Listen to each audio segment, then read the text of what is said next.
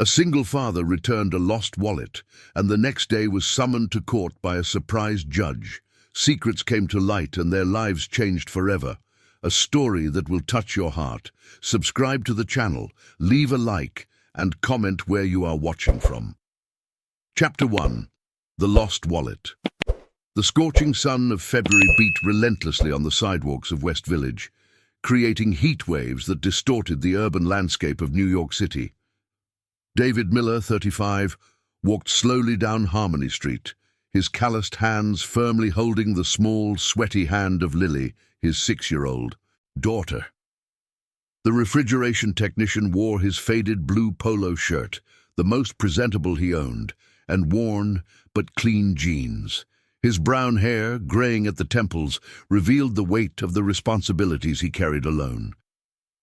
"Daddy, can I have an ice cream?" Lily asked, her brown eyes sparkling as she spotted a colorful ice cream shop across the street. The girl wore a light pink dress that David had bought on sale, her curly hair tied in 2 pigtails that bounced with every step. David smiled tenderly, but his expression revealed the constant financial worry that accompanied him. "Not today, Princess. Remember we agreed to save money for your school." Lily nodded, with the impressive maturity of a child who had learned early about financial limitations. "Okay, Daddy. Aunt Grace said that studying is more important than ice cream." David's heart tightened at hearing his daughter repeat the words of the neighbor who took care of her while he worked. Since Patricia had left them 3 years earlier, claiming she couldn't handle the mediocrity of the life they led, David had struggled daily to be both father and mother. As they walked toward the bus stop, Lily suddenly stopped near Café Lux, a sophisticated establishment frequented by the upper-middle class of the neighborhood. "Daddy, look!" she exclaimed, pointing at something on the ground. David followed his daughter's gaze and saw a dark brown leather wallet, clearly expensive, semi-hidden under a chair in the cafe's outdoor area. The object was strategically placed where few would notice, next to a planter with tropical plants that decorated the space. "Someone lost their wallet," Lily observed, already bending down to pick it up before David could react. "Be careful, Lily. Don't touch other people's things," David warned. But it was too late. The girl had picked up the wallet and was examining it with childlike curiosity. The wallet was heavy, made of genuine leather with impeccable finishing. David could feel by the weight that there was money inside, likely a considerable amount. Carefully, he opened the object, searching for identification to locate the owner. "Wow, Daddy, there's a lot of money here," Lily whispered, impressed by the $50 and $100 bills organized in the main compartment. David quickly closed the money section and focused on the documents. Driver's license, bank card, and then he found the ID. Helen Smith, 50 years old, born in New York City. But it was another document that made him swallow hard. A functional wallet from the New York State Court, identifying her as Judge Helen Smith. "It belongs to a judge, Lily," David murmured, feeling a mix of nervousness and responsibility. He knew well the weight such a position represented in society. "What's a judge?" Lily asked, tilting her head with curiosity. "It's a very important person who works to deliver justice, who decides when someone is right or wrong in serious disputes," David explained, carefully placing the wallet in his back pocket. Lily remained thoughtful for a moment. Then her eyes sparkled with an idea. "Daddy, she has a lot of money. Do you think she would miss it if we took just a little, just to buy an ice cream?" His daughter's innocent suggestion hit David like a punch to the stomach. For a terrible moment, he considered the possibility. The money in the wallet probably represented more than he earned in a week fixing refrigerators and air conditioners. It would be so easy to take just one bill, something a rich judge wouldn't even notice. But then, his Grandma Grace's voice echoed in his mind, clear as if she were right there beside him. David, my son, honesty is the only treasure that no one can take from us. Rich or poor, important or simple, everyone must answer to their own conscience. Grandma Grace had raised David after his parents died in an accident when he was 12. She worked as a housekeeper in families' homes in the South Bronx, waking up at 5 in the morning every day to take 3 buses to work. She never had much money, but had principles as solid as a rock. "Lily," David said, kneeling to be at eye level with his daughter, his calloused hands gently holding her small shoulders. "What did Grandma Grace always teach me about taking things that aren't ours?" Lily looked down, embarrassed. "That it's wrong, even when no one is looking." "Exactly. And do you know why?" Because Jesus is always watching?" Lily tried, repeating another phrase from Grandma. David smiled despite the situation. "Not just because of that, Princess. Because when we do the right thing, even when it's hard, we can sleep in peace. And because I want you to grow up knowing that we are people of our word." Lily solemnly nodded, then asked, "But how are we going to return it to the judge?" David thought for a moment. He could leave the wallet at the cafe, but there was no guarantee it would reach the right hands. He could go to the police, but he had heard stories of lost items that never made it back to their owners. The only option his conscience accepted was the hardest, to personally seek out Judge Helen Smith. "Let's go to the courthouse, Lily. That's where judges work." The bus ride to downtown was long and uncomfortable in the February heat. Lily fell asleep leaning against the... David leaned on his father's shoulder while nervously holding the wallet. Several times during the journey, he questioned whether he was being naive. A wealthy judge probably wouldn't even notice the missing money, and they really needed it. But every time those thoughts arose, David remembered how he wanted Lily to see him. He wanted her to grow up proud of her father, even if he couldn't provide her with luxuries. He wanted her to learn that character is worth more than money, even when money is sorely missed. The criminal court in Brooklyn was an imposing building that intimidated David. Men and women in suits hurried by, carrying briefcases and talking on cell phones with an urgency that demonstrated the importance of their matters. David, in his simple clothes and holding his small daughter's hand, felt completely out of place.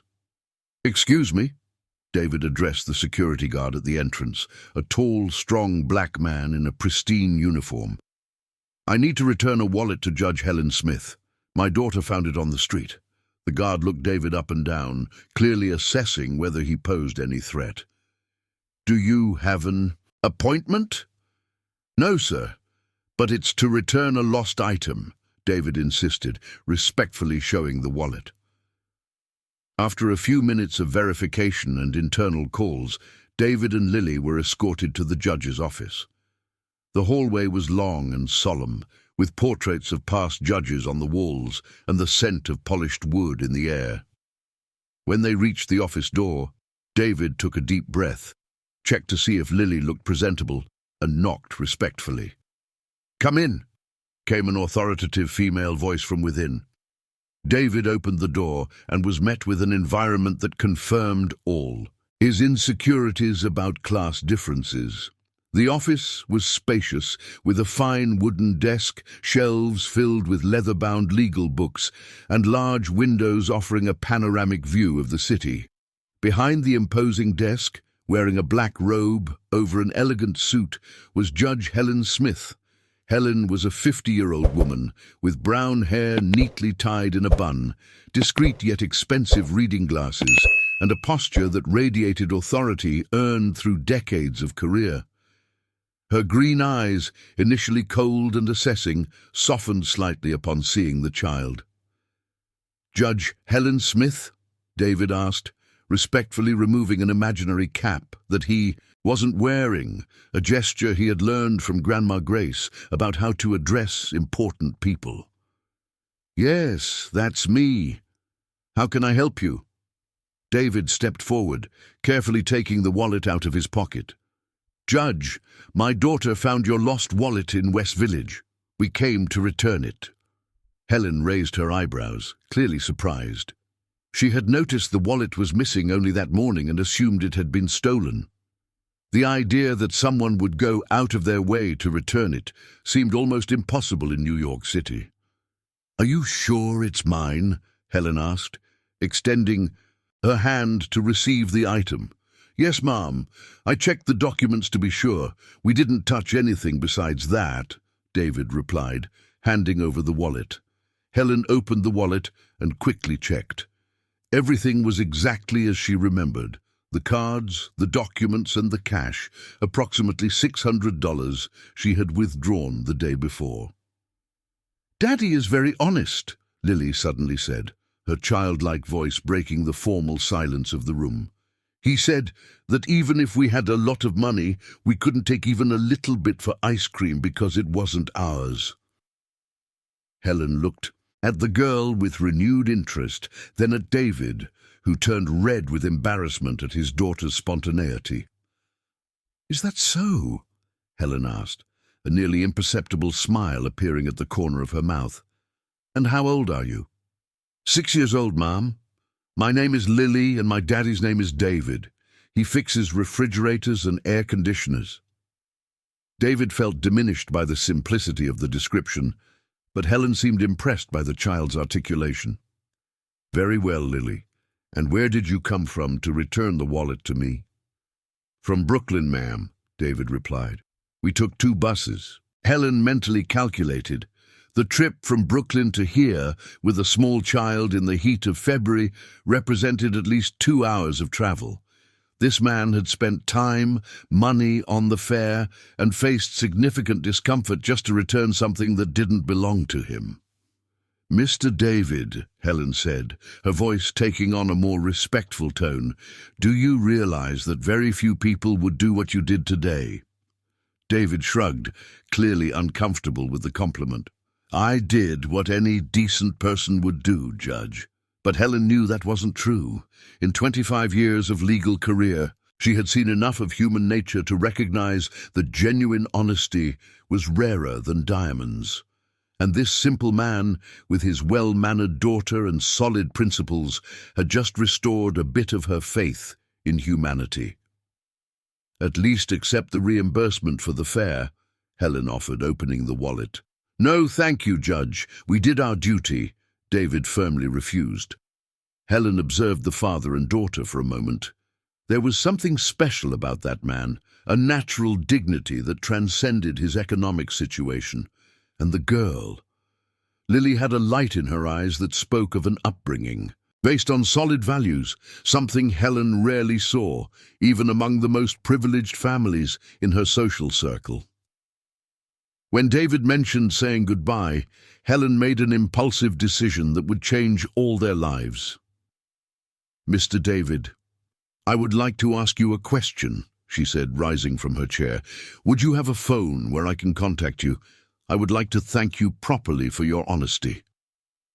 David reluctantly provided the number of his simple cell phone, unaware that this seemingly small gesture was about to completely transform his family's destiny. Chapter 2. The unexpected call, the E. Next morning, David woke up at 5:30 to the shrill alarm of his cheap cell phone, the same ritual as always. The 2-bedroom apartment in Brooklyn, it was still shrouded in twilight, and he moved silently so as not to wake Lily, who was sleeping in the next room. The narrow hallway creaked under his bare feet as he headed to the tiny bathroom, where he took a quick shower with the electric showerhead he had installed himself. The open-plan kitchen revealed the organized routine of a single father. David brewed strong coffee in the enamel kettle, a legacy from Grandma Grace, heated up some bread on the old stove, and set aside his work uniform, a blue T-shirt with the Santos Refrigeration logo embroidered on the chest, sturdy jeans, and a well-worn but well-cared-for pair of safety boots. "Daddy," came Lily's sleepy voice from the bedroom. "Good morning, Princess. Daddy's going to work. Aunt Marcia is already awake to take you to school," David replied, approaching the slightly open door. Lily appeared in a pink unicorn-printed pajama, her hair tousled and her eyes still puffy from sleep. "Daddy, the judge was really pretty. Is she going to visit us?" David chuckled softly, bending down to comb his daughter's hair with his fingers. "I don't think so, sweetheart. People like her don't visit people like us." "Why not?" Lily's innocent question echoed in David's mind as he kissed his daughter's forehead and said goodbye. Why not, indeed? The class difference seemed so natural, so established, that he had never questioned this social order. Judges lived in mansions, frequented exclusive clubs, and associated with other high-level professionals. Refrigeration technicians lived in finance departments, worked with their hands, and struggled to pay for private schooling for their children. At 7 o'clock, David was on the Brooklyn subway, squeezed among other workers, heading for another day of toil. The car smelled of cheap deodorant, perfume mixed with sweat, and the collective anxiety of those who depended on public transport to survive. He mentally reviewed his agenda for the day. 3 calls for air conditioning maintenance in offices around Fifth Avenue, a repair of an industrial refrigerator in a bakery in Chinatown, and if time allowed, he still had 2 estimates to prepare in the South Side. These were the images running through David's mind when, at 9:15 in the morning, the phone rang in the middle of his first appointment. He was crouched behind a condenser unit on the rooftop of a commercial building on Fifth Avenue, sweaty and focused, when his cell phone vibrated insistently in his pocket. "Hello?" David answered, wiping his face with a dirty rag. "Good morning. I would like to speak with Mr. David Miller," said a formal and polite female voice. "Yes, this is he." "This is from Judge Helen Smith's office at the Justice Court. The judge would like to speak with you in person. Would it be possible for you to come to the courthouse today at 2 in the afternoon? David felt his stomach drop. His mind immediately raced to the worst possible scenarios. Was there a problem with the license? Maybe he had missed a payment and she suspected him. Or worse, perhaps she thought he had rummaged through confidential documents. Yes, I can go. Did something happen? Did I do something wrong? David stammered. Don't worry, sir. The judge just wants to thank you personally. See you at 2 o'clock, please. David stared at the phone after the call ended, completely lost. The client, an impatient middle-aged businessman, clapped, his hands to get his attention. So, are you going to fix my air conditioner, or are you going to be on the phone all day? Sorry, sir. I'll be right with you, David murmured, returning to work with his head in the clouds. The rest of the morning passed in slow motion. David performed the tasks automatically, his 15 years of experience allowing his hands to work while his mind bubbled with anxiety. Why did a judge want to see him personally? Was he caught up in some legal trouble without knowing it? At 12:30, David was in the makeshift locker room of the company, a small room at the back of a workshop in West Village, taking another quick shower and putting on the only formal outfit he owned, a slightly yellowed white shirt that he washed by hand every Sunday, black dress pants bought on sale 3 years ago, and black dress shoes he had borrowed from Mr. Jenkins, the retired neighbor. Going for a job interview? Asked Marcos, a co-worker, seeing David dressed up. Something like that, David replied, not wanting to go into details. The cracked mirror in the locker room reflected a man clearly uncomfortable in formal attire. The shirt, though clean, showed signs of wear. The pants were loose at the waist. David had lost weight in recent years due to stress and irregular eating. The borrowed shoes pinched slightly, forcing him to walk awkwardly. On the subway, David felt like an imposter. The other passengers in suits seemed born for those clothes, moving with the confidence of those who belong to the corporate world. He checked his watch several times, calculating the time to avoid being late. He arrived at the courthouse 15 minutes early. This time, knowing the Procedure, he headed straight to the security guard, who recognized him from the day before. "Back so soon, huh?" joked the guard. "Judge Helen is already waiting." David climbed the marble stairs, his borrowed shoes making a noise that echoed through the solemn corridor. Each step heightened his anxiety. What kind of problem could have arisen in just one day? Upon reaching the office door, David took a deep breath, adjusted the borrowed tie he had asked from the neighbor at the last minute, and knocked gently. "Come in," came the familiar voice. Helen was once again behind the imposing desk, but this time she wasn't wearing a robe. She wore a stylish navy blue suit that accentuated her natural authority. Her hair was pulled back in a low ponytail, and she wore reading glasses to examine some documents. "Mr. David, thank you for coming. Please, have a seat," said Helen, pointing to one of the upholstered chairs in front of the desk. David sat down. David sat at the edge of his seat, clearly tense. "Judge, if I did something wrong yesterday—" Helen raised her hand, interrupting him with a reassuring smile. "On the contrary, you did nothing wrong. In fact, you did something extraordinarily right." She stood up and walked over to the window, looking out at the city below. From that height, New York City looked like an organized anthill, with millions of people fighting daily for their goals and dreams. "Mr. David, may I ask about your family? Are you married?" "I'm divorced, Judge. I've been raising Lily on my own for 3 years."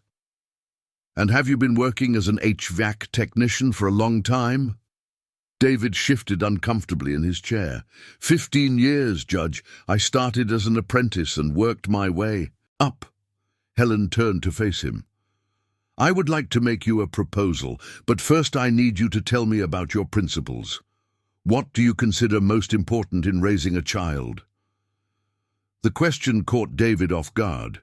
He expected anything but a philosophical discussion about education. "Well, I think a child needs boundaries, affection, and most importantly, a good example. It doesn't help to say one thing and do another." "Go on," encouraged Helen. "Lily lost her mother when she was very young. She didn't die, but she left. So I tried to be both a father and a mother at the same time. I teach her that lying always leads to trouble, that studying is important, that respecting others is fundamental, and that it doesn't matter if we have little money, we can still have a lot of character." Helen nodded slowly. Throughout her 25 years of career, she had met millionaire parents who completely outsourced their children's education. And here was a simple man who had developed a more solid educational philosophy than many educators. "Mr. David, I need to share something personal," said Helen, returning to her chair. "I have an 8-year-old granddaughter, Emma. She lost her parents in an accident 2 years ago and has been living with me since then." David expressed his condolences sincerely, but remained confused about where the conversation was heading. "The problem is that I'm facing difficulties in maintaining custody of Emma. Social Services believes my intense work schedule doesn't provide a suitable environment for a child. I work 12, sometimes 14 hours a day. Emma is with babysitters and staff, but she rarely has a consistent figure in her life." Helen paused, organizing her thoughts.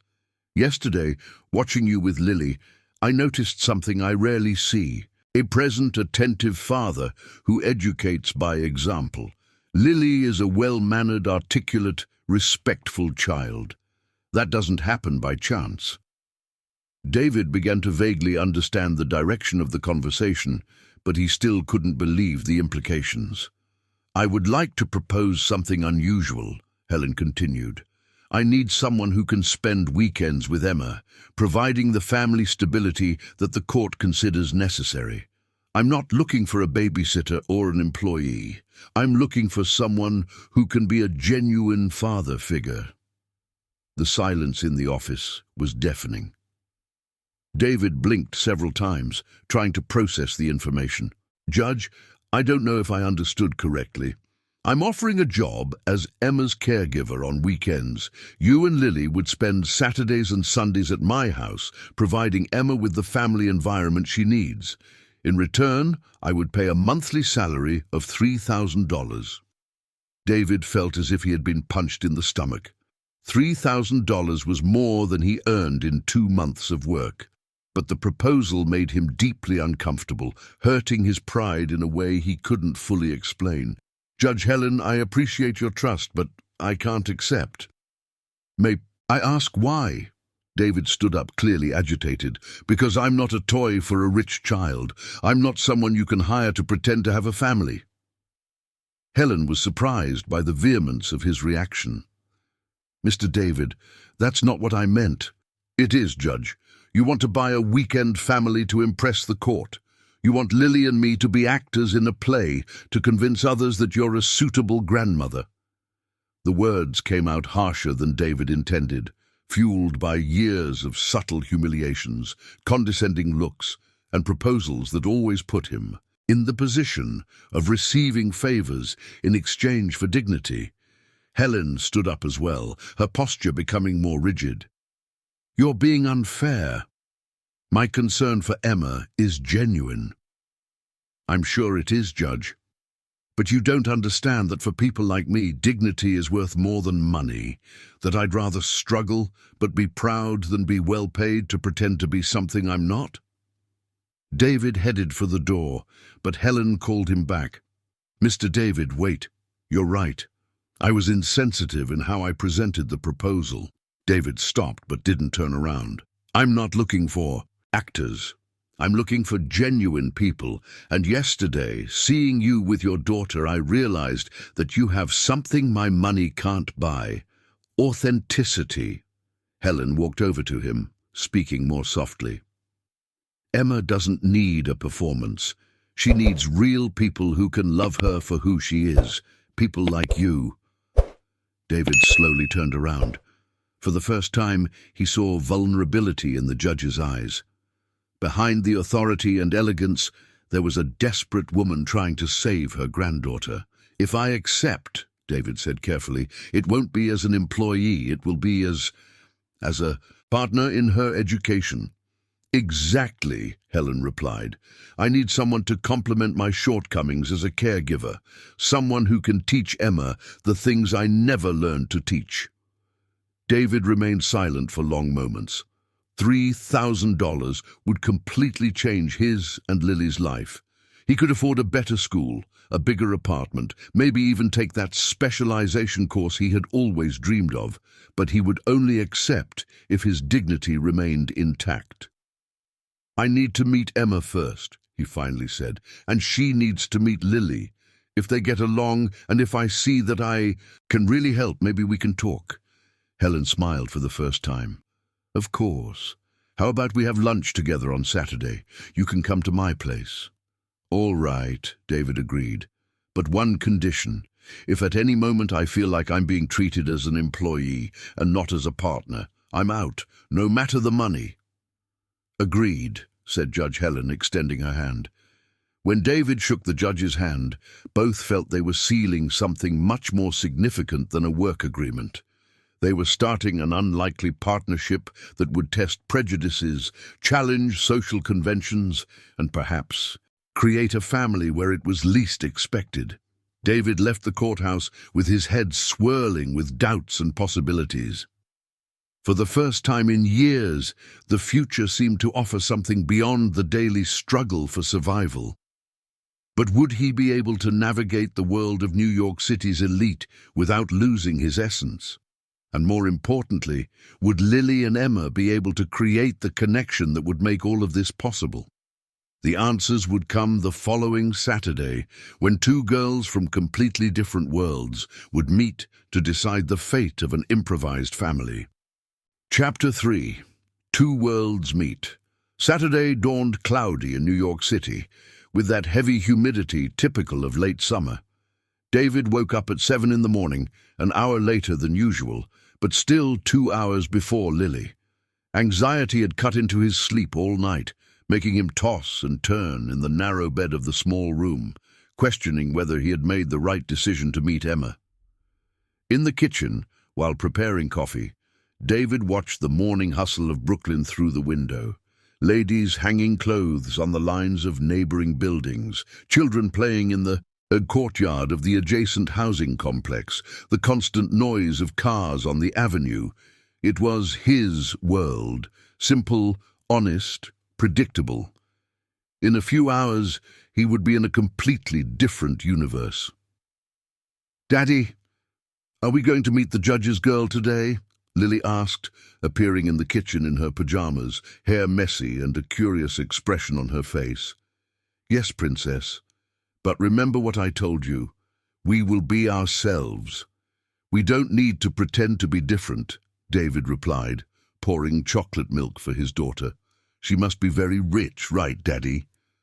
David paused for a moment, pondering how to explain socio-economic differences to a 6-year-old. "Lily, different people have different lives. Some have more money, others have less. What matters is how we treat people, not how much money they have. So she will like me even if I don't have nice clothes like she must have." David's heart tightened. Even at such a young age, Lily was already aware of the class distinctions that marked society. "Princess, anyone who doesn't like you for who you are doesn't deserve your friendship. You are smart, polite, and caring. That is worth more than any expensive clothes." By 10 in the morning, David and Lily were on the subway heading to the Upper East Side. Lily wore her best dress, a simple navy blue piece that David had bought for her kindergarten graduation, paired with well-kept black flats, and her hair tied back with a headband that had belonged to her mother. David wore the same dress shirt from the day before, freshly washed and ironed, dark jeans with no visible wear, and dress shoes he had managed to buy used at a thrift store. During the ride, Lily asked endless questions. "What is a judge's house like? Does she have a pool and a big TV? Can Emma read? Will she want to play with me?" David answered patiently, but his own anxiety grew with each stop. When they got off at the Consolation station and took a bus towards the Upper East Side, he noticed how the profile of the passengers gradually changed. Fewer manual laborers, more professionals, better quality clothing, conversations about international travel and investments. The address that Judge Helen had provided led them to a luxury apartment building on Santos Avenue. The construction was imposing, 15 stories of glass and granite, a concierge with multiple security personnel, landscaped gardens at the entrance, and a fountain that Lily watched, fascinated. "Good afternoon," David said to the doorman, a middle-aged black man dressed in an impeccable suit. "We are expected by Judge Helen Smith." The doorman consulted a sophisticated tablet. "Mr. David and Lily?" "That's right. Apartment 1201. Dr. Carlos will escort you to the elevator." Dr. Carlos was another staff member, equally well-dressed, who escorted them through the marble halls to a mirrored elevator that David had never seen before. During the ascent, Lily observed everything with wide eyes, whispering "wow" every time she noticed some luxurious detail. The corridor on the 12th floor was quiet and elegant, with only 4 apartments per floor. David checked the number on the discreet wooden door and rang the bell, which emitted a sophisticated musical sound. The door opened, revealing Helen dressed casually, a cream silk blouse, beige tailored pants, and low leather shoes. Even in informal attire, she radiated elegance and authority. "David, Lily, I'm so glad you came," said Helen with a genuine smile. "Please, come in." The apartment was stunning. The spacious living room had a high ceiling, floor-to-ceiling windows offering a panoramic view of the city, clearly designer furniture and artwork on the walls. The light wood floor shone under the natural light, and there were fresh floral arrangements in various spots of the decor. Lily stood frozen at the entrance, obviously intimidated by the grandeur of the environment. David placed a protective hand on his daughter's shoulder, trying to convey security. "What a beautiful home, Judge Helen," said Lily with her natural politeness, but her voice diminished by shyness. "Thank you, dear. Come, I want you to meet Emma." Helen guided them through the living room to a more intimate sitting area where a girl was sitting in an oversized armchair, flipping through a book. Emma was 8 years old, with dark brown hair down to her shoulders, green eyes like Helen's, and wearing a clearly expensive lilac dress. She was beautiful, but there was a deep sadness in her expression that David recognized immediately. "Emma, these are our guests, David. And this is Sophia," Helena introduced. Emma looked up from her book, analyzed the visitors for a few seconds, murmured a barely audible "hi," and returned her attention to reading. David immediately noticed the girl's closed body language, tense shoulders, avoidance of eye contact, defensive posture. "Hi, Emma. I brought you a drawing," said Sophia, pulling out a folded sheet of paper from the little bag she carried. It was a colorful drawing of 2 girls playing in a park, made with crayons. "I made it thinking of us playing together." Emma glanced at the drawing, then at Sophia, but said nothing. Helena quickly intervened. "How lovely, Sophia. Emma, aren't you going to thank her?" "Thanks," Emma whispered, accepting the paper but showing no enthusiasm. David observed the interaction with professional interest. He recognized the signs of a traumatized and defensive child. This was exactly how Sophia had been after her mother left. Closed off, distrustful, constantly testing if people would really stay. "Emma," David said, crouching down to her eye level, "Sophia told me you like to read. What kind of stories do you prefer?" The direct question and genuine interest caught Emma off guard. She looked at David with more attention. "Adventure stories," she replied softly. "That's cool. Sophia is learning to read bigger stories. You two could swap books." "I can read big words," Sophia chimed in, wanting to join the conversation. "My dad teaches me every day." For the first time, Emma showed real interest. "You read every day?" "Every day. My dad says reading is important to get smart. He has lots of books, even though our house is small." David smiled at his daughter, proud of her spontaneity. Helena watched the interaction with growing attention. "Would you like to see Emma's room?" suggested Helena. The girl's room was larger than David's living room.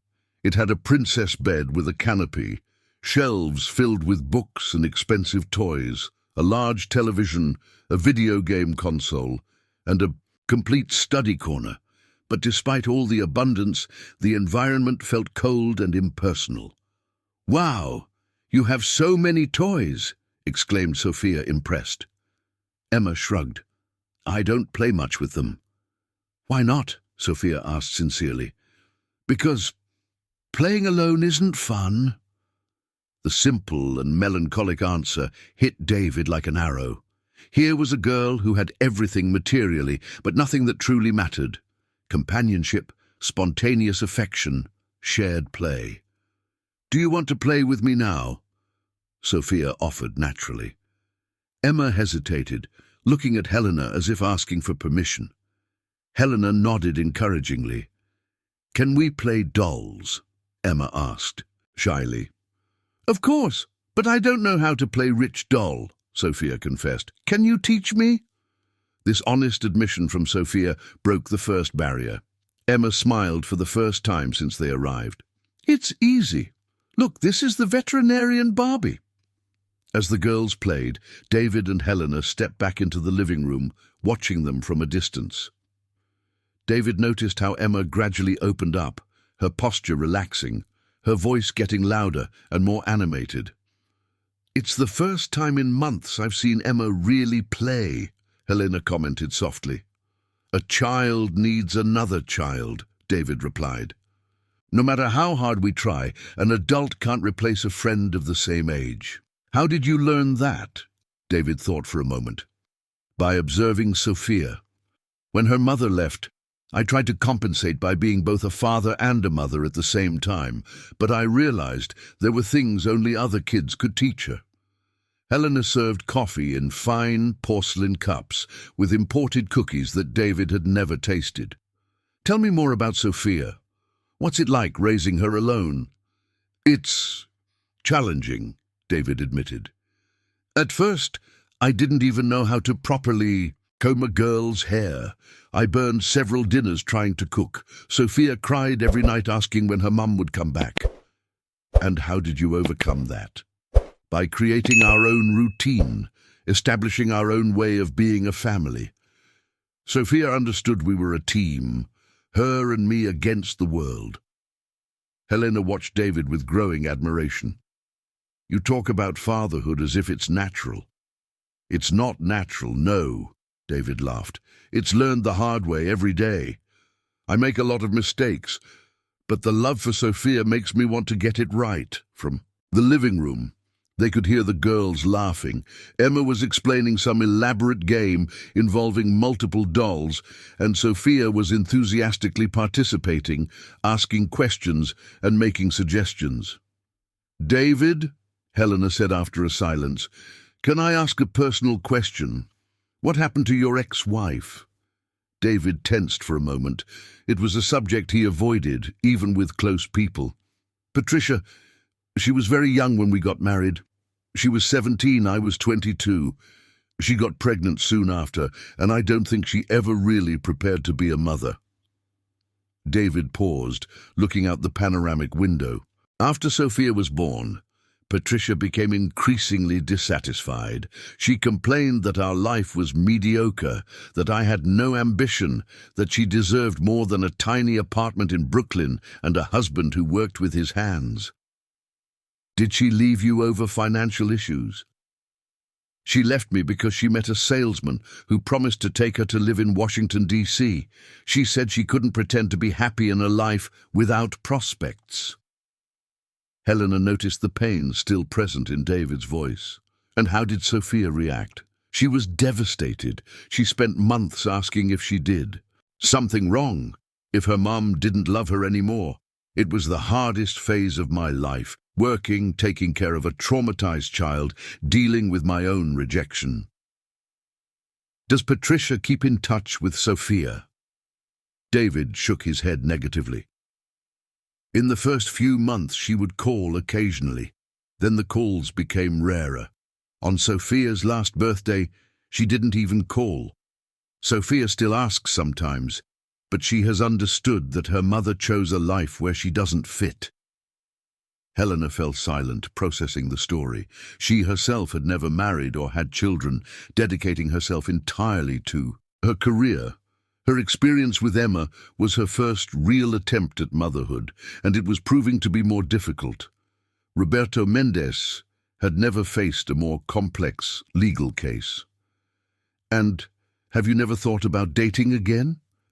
David Miller smiled sadly. Who would want a man with a small daughter, no money, working crazy hours? And even if someone came along, they would have to accept that Lily comes first, always. From the playroom, an excited shout from Lily came. Emma, you have to meet my daddy. He makes amazing kites. Kites? Emma asked. Yes, from newspaper and bamboo sticks. They fly super high. David and Helen exchanged glances. Helen had never even seen a kite up close. David, Helen said hesitantly, could you teach Emma how to make kites? David smiled genuinely for the first time since he arrived. Of course. It's a family tradition. My dad taught me. I taught Lily. It would be a pleasure to teach Emma too. When lunchtime came, Helen had prepared a sophisticated meal. Grilled salmon, organic salad, brown rice and steamed vegetables. Lily looked at the plate politely, but clearly unsure how to approach food so different from her. Everyday meals. Not to your liking, Lily? Helen asked, concerned. It looks very nice, Lily said diplomatically. It's just that I've never eaten fish like this. Emma, who had been observing the interaction, spoke up for the first time. I don't really like salmon either. I prefer chicken. You like chicken? Lily perked up. My daddy makes the best roasted chicken in the world. Really? Emma asked, looking at David. It's a recipe from my grandmother, David explained. Homemade seasoning, nothing too fancy. Helen saw an opportunity. How about you two prepare lunch for me next week? I would love to try that special chicken. The suggestion transformed the atmosphere.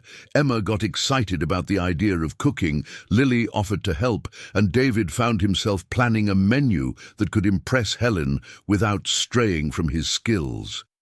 When it was time to say goodbye at the end of the afternoon, something fundamental had changed. Emma spontaneously hugged Lily, whispering, "Can you come back?" Lily promised she would, and Emma smiled with a genuine joy that Helen hadn't seen in months. "David," Helen said as they were saying goodbye at the door, "would you consider starting next week? Every Saturday and Sunday?" David looked at Lily, who was waving excitedly to Emma at the window. "I think so, Judge Helen, but with one condition." "What?" "That it feels natural. That Emma and Lily are friends because they want to be, not because someone is paying for it to happen." "I completely agree," said Helen. "And David, thank you. Today, Emma was more herself than she has been since she came to live with me." In the elevator, Lily chattered excitedly. "Daddy, Emma is so cool, and her house is beautiful. Are we really going back every week?" "Yes, Princess, but remember, we will always be ourselves." "I liked her, Daddy. She's sad, isn't she? Like I was when Mommy left." David knelt down to be at his daughter's level. "Yes, she lost her parents in an accident. She must be feeling lonely." "So we will be her family on the weekends?" Lily's simple question perfectly encapsulated what was happening. Yes, they were becoming an unlikely family. A lonely judge, a proud technician, and two girls who needed each other more than their different worlds suggested was possible. "Yes, Princess, we will be a weekend family." When they got home, in Brooklyn that night, David felt as if he had lived an entire week in just one day. He had crossed not only the city, but entire social worlds. And as intimidating as the class difference between them and Helen was, one thing was clear. Emma and Lily had connected in a way that transcended any social barrier. The lingering question was whether David could maintain his dignity and identity in that world of privilege, or if he would gradually be absorbed into a universe where he would never be more than a well-paid caregiver. The coming weeks would reveal whether this unusual arrangement would create a true family or merely a well-intentioned illusion of human connection. Continue 0228. Chapter 4. First Obstacles. The following 2 weeks established a routine that completely transformed the pace of life for David and Lily. Every Saturday morning, they took the subway to the Upper East Side, carrying a backpack with simple clothes for the weekend and homemade gifts for Emma, drawings from Lily, kites made by David, or cookies they made together on Friday night. Helen had insisted on giving David a key to the apartment, a gesture that made him deeply uncomfortable. "I'm not a housekeeper," he protested. "I'm a partner in Emma's upbringing." Helen understood the resistance and rephrased, "It's so you all feel at home, like family." But the reality of social differences imposed itself in unexpected and sometimes humiliating ways. On the second weekend, David tried to help Helen by making breakfast, only to discover that she owned a high-end coffee machine that cost more than his monthly salary. He spent 20 minutes trying to decipher the buttons until Helen kindly took over the task. "It is complicated," she diplomatically said, but David felt diminished by his own ignorance about something as basic as making coffee. The girls, on the other hand, had become inseparable. Emma, who had spent months speaking only when necessary, now chattered tirelessly with Lily. They created their own playful language, mixing Emma's expensive toys with the simple creativity that Lily had learned from her father. "Daddy," Lily said one Monday morning while David was getting her ready for school. "Why can't we live in a big house like Emma's?" The question hit David like a stone. It was exactly what he feared, that exposure to Helen's world would create dissatisfaction with the life he could provide. "Lily, our apartment may be small, but it's ours. We earned it with our honest work," David explained patiently. "But it would be more fun if we had a pool and a big room."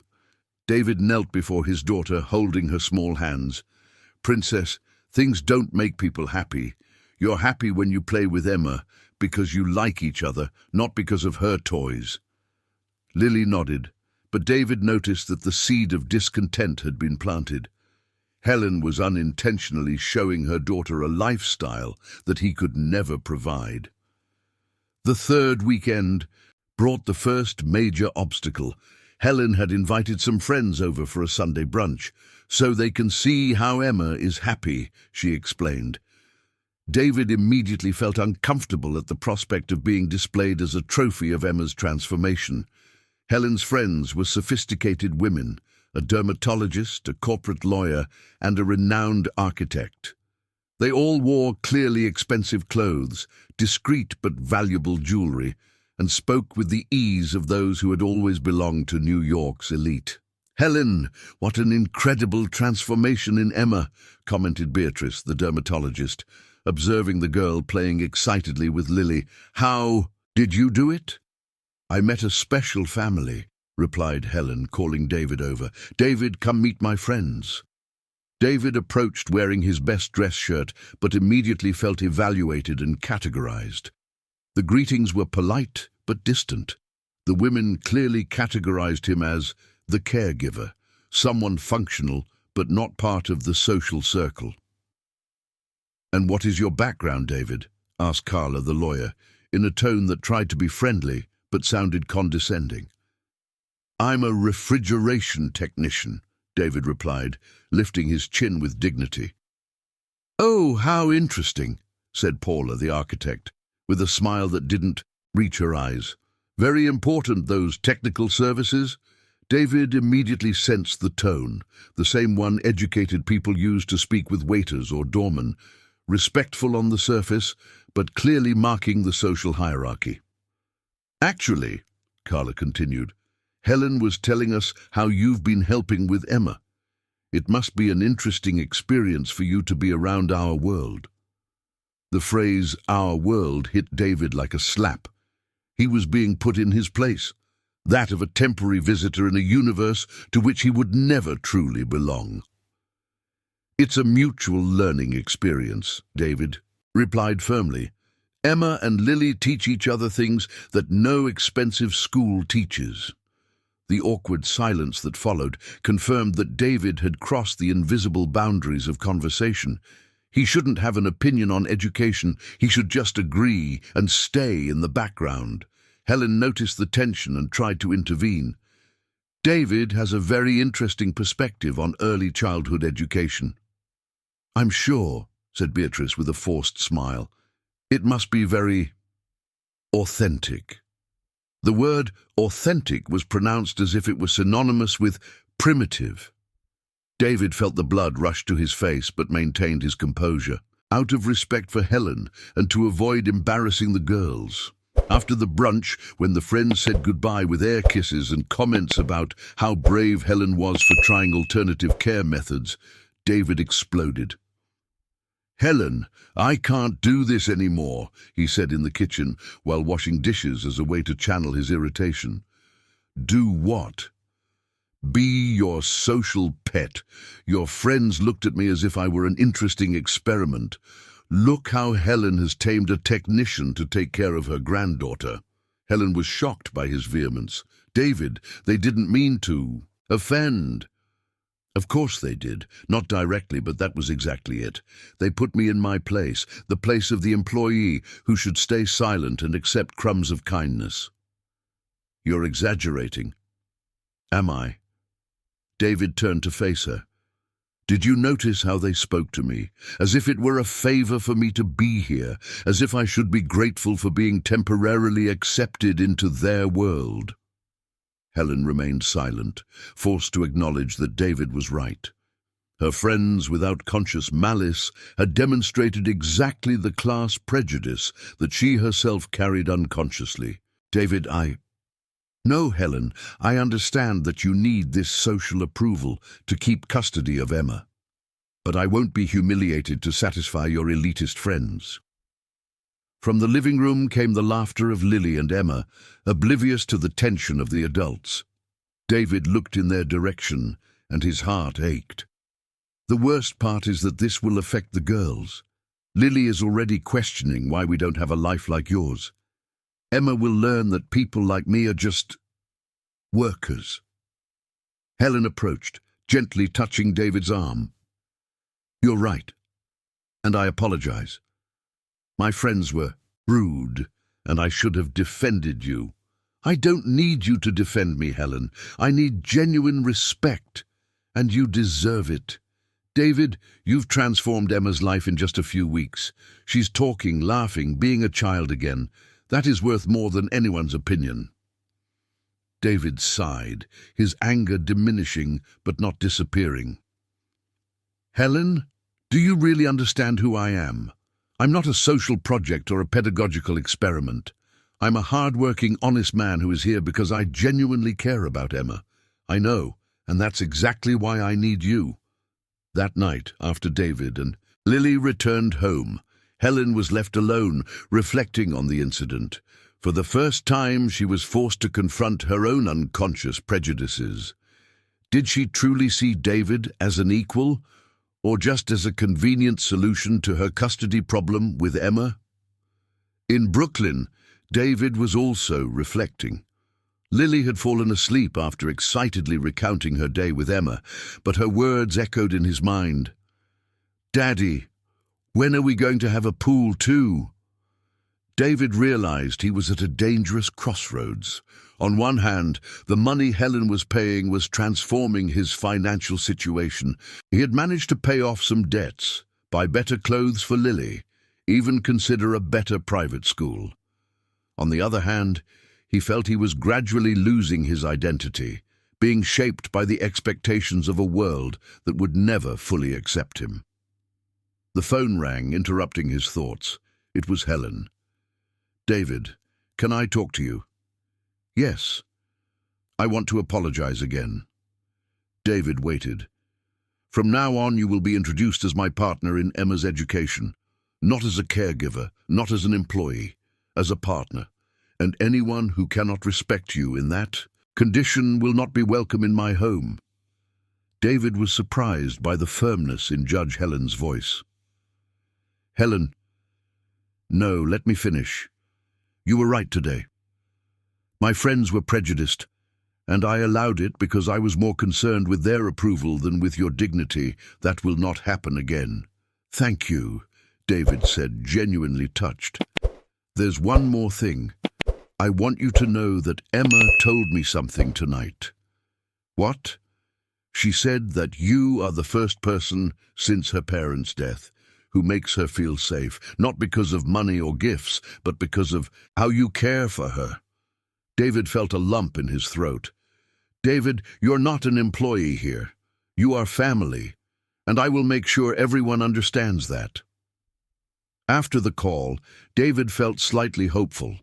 Helen seemed genuinely committed to changing the dynamic, but he knew the biggest obstacle was yet to come: how to maintain his identity and values in a world that constantly pushed him into the role of beneficiary rather than contributor. In the apartment on the Upper East Side, Helen was also restless. The conversation with David had forced her to question not only her friends, but herself. Did she truly value David for who he was, or for what he could do for Emma? Watching Emma sleep peacefully, something that hadn't happened in months, Helen realized that David had achieved in weeks what months of expensive therapists had not. He had given Emma something precious back, the feeling of having a true family. The question was, could Helen let go of her class prejudices long enough to allow this makeshift family to flourish? Or would social obstacles prove insurmountable? The coming weeks would test whether love and mutual respect could overcome decades of social conditioning both for David and for Helen, and if two girls from different worlds could be the bridge between universes that seemed destined never to meet. Chapter 5. The Discovery of Mutism. The fourth week brought a revelation that completely changed David's understanding of Emma and her situation. It was Sunday morning, and the girls were playing in the bedroom while David helped Judge Helen prepare lunch in the upscale kitchen. The atmosphere had become more relaxed since the incident with Helen's friends, who had kept their promise to establish clear boundaries regarding how David should be treated. "Helen," David said while seasoning the chicken with his grandmother's recipe, "can I ask a question about Emma?" "Of course. Has she always been so reserved, even before the accident?" Helen stopped chopping vegetables, a worried expression crossing her face. "Actually, no. According to my son, her father, Emma was a very outgoing child. She talked non-stop, made friends easily, loved to perform at school parties." David absorbed the information. "And after the accident?" "She changed completely. For the first few months she didn't speak at all, absolutely nothing. The doctors said it was trauma, that it would pass with time." "And did it pass?" Helen sighed deeply. "Partially. She talks to me, to teachers when necessary, but never like before. Never spontaneously. Never with real joy." David continued seasoning the chicken, thoughtful. During the weeks of living together, he had noticed peculiarities in Emma's behavior that his experience with Lily helped him identify. "Helen, does Emma talk to other kids at school?" "That's the problem. Practically not. The teacher says she is polite, does her tasks, but hardly interacts socially. That's why I was so impressed with her friendship with Lily." At that moment, as if summoned by the conversation, the two girls appeared in the kitchen. Lily was chatting excitedly, but Emma followed her in silence, merely nodding and smiling at her friend. "Daddy, Emma has an amazing book about horses. She told me the whole story, but only in whispers." "Why do you talk so quietly, Emma?" Lily's innocent question created an awkward silence. Emma looked at Helen, then at David, clearly uncomfortable. "I don't know," Emma murmured, her voice almost inaudible. David crouched down to be at the girl's level. During their weeks together, he had noticed that Emma only spoke at a normal volume when she was extremely relaxed, usually during intense play with Lily. At other times, she whispered or simply gestured. "Emma," David said gently, "do you remember when you started talking quietly?" Emma shook her head negatively, but David saw uncertainty in her eyes. "It's okay not to remember. Sometimes our minds hold on to things that are hard to understand." Lily, with the typical insight of children, made another observation. "Emma, you only talk loud when we're playing pretend, when you're the princess or the teacher." David and Helen exchanged meaningful glances. It was a brilliant observation. Emma could express herself normally only when taking on fictional roles, as if her own identity was a source of limitation. "Lily is right," Helen said slowly. "Emma, do you remember that?" Emma nodded shyly. "When I pretend to be someone else, it's easier." "Why is it easier?" David asked carefully. Because the other person isn't afraid." The simple answer revealed a psychological complexity that David wasn't prepared to face, but his paternal intuition guided him. "Emma, what are you afraid of?" Emma looked at Helen, then at the floor. "Afraid that if I speak too loudly or laugh too loudly, something bad will happen again." The silence that followed was heavy. Helen moved closer to Emma, kneeling beside her. "Sweetheart, speaking loudly doesn't cause accidents. What happened to your parents wasn't your fault." "But that day, I was talking too loudly in the car. Daddy said to me—" Emma needed to speak more quietly because she had to concentrate on the traffic. And then— Emma couldn't finish her sentence, but the traumatic logic was clear. In her childlike mind, she had connected her lively conversation in the car with the accident that killed her parents. David felt his heart tighten. He recognized that irrational guilt. Lily had gone through something similar, believing her mother left because she wasn't a good enough girl.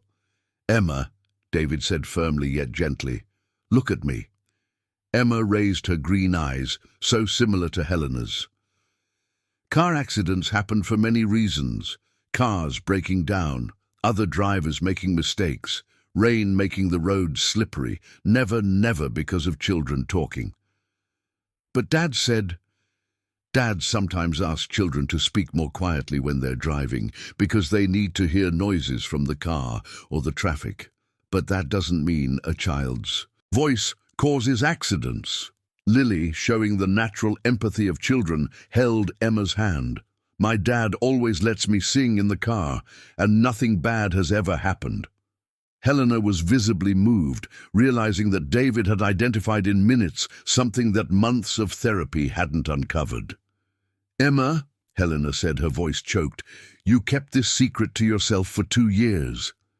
Emma nodded, tears starting to stream down her face. "I didn't want you to know that I had been a bad girl." David couldn't hold back. He picked Emma up, something he rarely did due to appropriate boundaries, but it felt necessary now. "Listen well, Emma. You were never a bad girl. You are a brave, smart, loving girl, and your parents would be very proud of who you've become. Even if I speak quietly, even if you speak quietly. But they would also be happy if you started speaking loudly again, because your voice is beautiful and deserves to be heard." Lily, wanting to join the moment, hugged Emma from behind. "Emma, you can practice speaking loudly with me. Let's play Princess Battle Cries." The suggestion made Emma laugh for the first time, with an audible sound since David had met her. A genuine, childlike, liberating laugh. "Can I really?" "Of course," exclaimed Lily. "Princesses need to have strong voices to command their kingdoms." Helena watched the scene with tears in her eyes. David had achieved in one conversation what expensive professionals hadn't accomplished in 2 years, identifying the root of Emma's trauma and beginning to heal it. During the lunch that followed, Emma made a conscious effort to speak at a normal volume. Sometimes her voice would automatically lower, but Lily gently reminded her, "Princess Emma, I can't hear your orders." David observed Helena during these interactions. For the first time, he saw genuine vulnerability in the judge.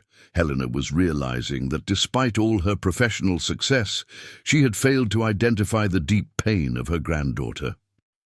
"David," Helena said after lunch when they were alone in the kitchen, "how did you know to ask the right questions?" "Experience," David replied simply. "Lily went through a similar trauma when her mother left.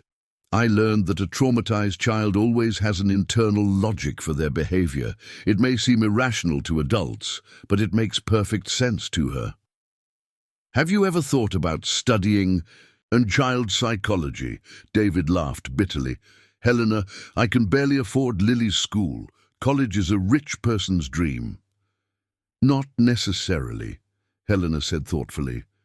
"There are government programs, scholarships, for those who have time to study. I work 10 hours a day."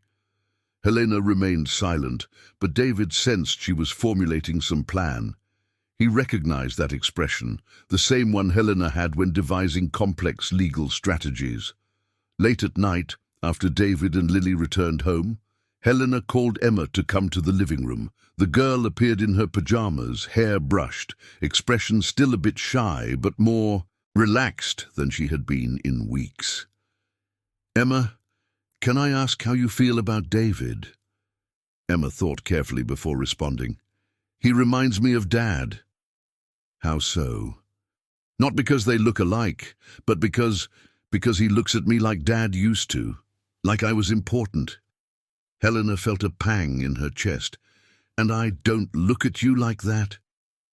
You do, Grandma. But it's different. You worry about me. David is interested in me. The distinction was subtle but profound. Helena realized that her relationship with Emma had been based on worry and protection, while David offered something she had never learned to give, genuine attention and curiosity about who Emma really was. Emma, would you like David and Lily to come over more often? Emma's eyes lit up. Could they? Every day? The innocent question planted a seed in Helena's mind. What if the solution for Emma's custody wasn't convincing the court that she could be a mother alone, but demonstrating that she had created a functional and loving family? It was a radical idea that would challenge social conventions and Helena's own identity as an independent woman. But watching Emma genuinely smile for the first time in 2 years, Helena began to consider possibilities she had never imagined. Would it be possible to turn that weekend arrangement into something more permanent? And if so, would she be willing to relinquish her total control over her own life to create the family that Emma so desperately needed? The questions would remain unanswered for now, but one thing was clear. David had become more than a caregiver.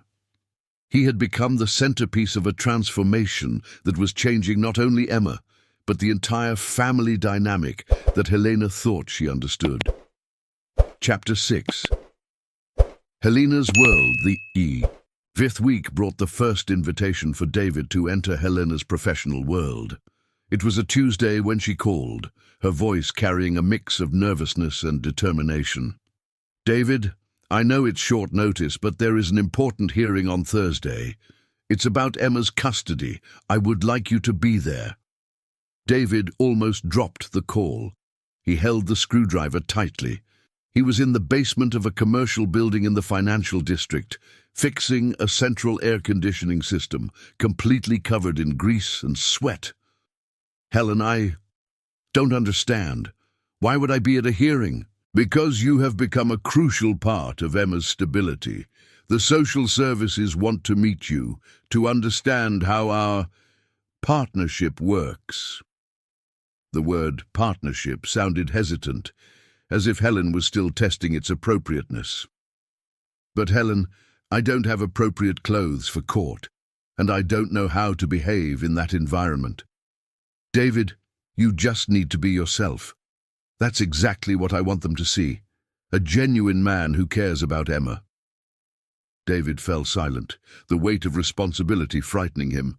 What if I say something wrong? What if I jeopardize her chances? Impossible, Helen said with conviction. You've transformed Emma's life. That's all that matters. On Thursday, David wore his only suit, bought second-hand at a thrift store 2 years earlier for his cousin's wedding.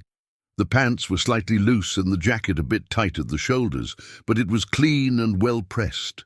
Helen had insisted on picking him up in her car, a silver BMW that stood out completely from the streets of Brooklyn. Are you nervous? Helen asked as they drove through the heavy morning traffic of New York City. Terrified, David admitted. I've never been to a hearing. What if they think I'm not fit to be around Emma? Helen stopped at a red light and looked at him seriously. David, you are the best thing that has happened to Emma since her parents died. Anyone who can't see that is blind. The family court was a modern building in the West Side, with architecture that tried to be less intimidating than traditional courthouses. But David still felt small, walking through the marble corridors next to Helen, who radiated natural authority in her navy blue suit. Dr. Helen, greeted a tall, elegantly dressed black man. How is our little Emma? Dr. Michael, this is David Miller, the person we discussed. David, this is Dr. Michael, my lawyer. David shook the man's hand, impressed by his commanding presence. Dr. Michael quickly assessed him, but in a respectful manner. Nice to meet you, David. Helen has told me wonderful things about your work with Emma. I just take care of her on weekends, David said modestly. From the transformation Helen described, you do much more than just care. The hearing room was smaller and less formal than David expected, a round table where Helen, Dr. Michael, David, and on the other side, a social worker, a middle-aged brunette named Carla Roberts, accompanied by a younger lawyer, sat. The judge, Judge Frank Smith, a bald man of about 60, conducted the session with seriousness but without excessive pomp. This hearing aims to assess the current custody conditions of minor Emma Smith, he began. Dr. Helen, I understand there have been significant changes in the care routine. Helen stood respectfully. Yes, Your Honor. Against the services of Mr. David Miller to assist in the care of Emma on weekends. Services? Carla Roberts interjected. What kind of services? David felt. His blood run cold. The word services reduced him again to the condition of an employee. Actually, David stood up, surprising everyone. I apologize for interrupting, but I don't see it as services. I see it as a partnership in caring for a child who has lost her parents. The judge raised his eyebrows, intrigued. Please elaborate, Mr. David. David took a deep breath. Your Honor, my daughter Lily and Emma have become very close. Emma was withdrawn, spoke softly, played alone. Lily brought joy into her life. And I tried to be the father figure she lost. Do you have training in education or psychology? Carla asked. No, ma'am. I'm an air conditioning technician, but I am a dad. And I recognize a traumatized child because my own daughter went through trauma when her mother abandoned us. The silence in the room was palpable. David realized he had exposed himself completely, revealing his personal vulnerability. Continue, encouraged the judge. Emma developed selective mutism after the accident. She believed it was her fault, that by speaking loudly in the car, she caused the accident. She held on to that guilt for 2 years. We managed to identify this and start working with her. Carla flipped through her documents. There is no mention of selective mutism in the medical reports. Because no one asked the right questions, David said firmly. Emma speaks normally when she plays pretend, when she takes on other characters. It's only by being herself that she whispers. Helen watched David with growing admiration. He had transformed his nervousness into genuine passion for Emma, speaking with natural authority about a child he had known for only a few weeks. Mr. David, said the judge, do you intend to maintain this care for Emma indefinitely? The question caught him off guard. David looked at Helen, then back at the judge. Your Honor, I genuinely care about Emma. If my presence is good for her, and if Dr. Helen agrees, yes, I intend to be present as long as necessary. And your motivation is... David thought carefully. When I lost my wife, I had to relearn how to be a dad on my own. I learned that a child needs consistent love, clear boundaries, and someone who believes in them. Emma has all that potential. She just needed someone who saw her as a normal child, not as a permanent victim. Carla took intensive notes. Dr. Helen, how do you assess this partnership? Helen stood up again. David achieved in 1 month what I couldn't in 2 years. Emma has started smiling again, playing, speaking at a normal volume. More than that, she has started to trust again. And financially, how does this arrangement work? David stiffened, but Helen calmly responded, David receives compensation for the weekends he dedicates to Emma, but it is evident that his motivation transcends financial aspects. How much, if I may ask? Carla insisted. $3,000 a month, Helen replied. David saw the look that Carla exchanged with her lawyer. It was the look he recognized. Roberto felt a chill in his stomach. What do you mean contesting? The paternal grandparents of Laura have hired a lawyer. They are claiming that my lifestyle is not suitable for a child and that you represent a risk. Me? What kind of risk?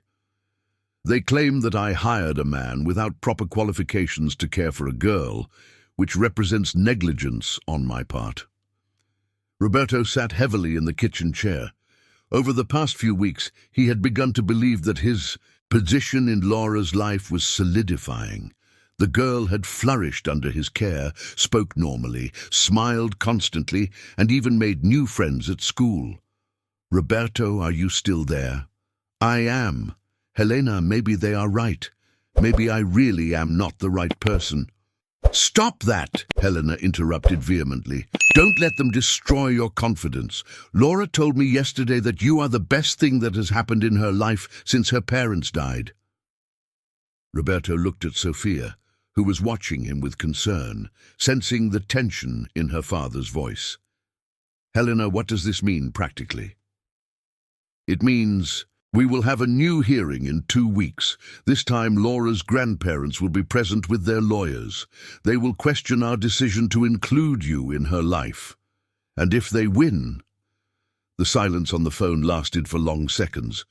If they win, Laura will live with them in Riverside, and we will probably never see her again.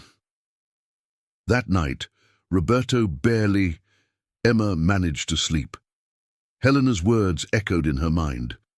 We will never see her again. Emma had become more than just a responsibility to him. She had become a daughter of the heart. The thought of losing her terrified him as much as losing Lily would.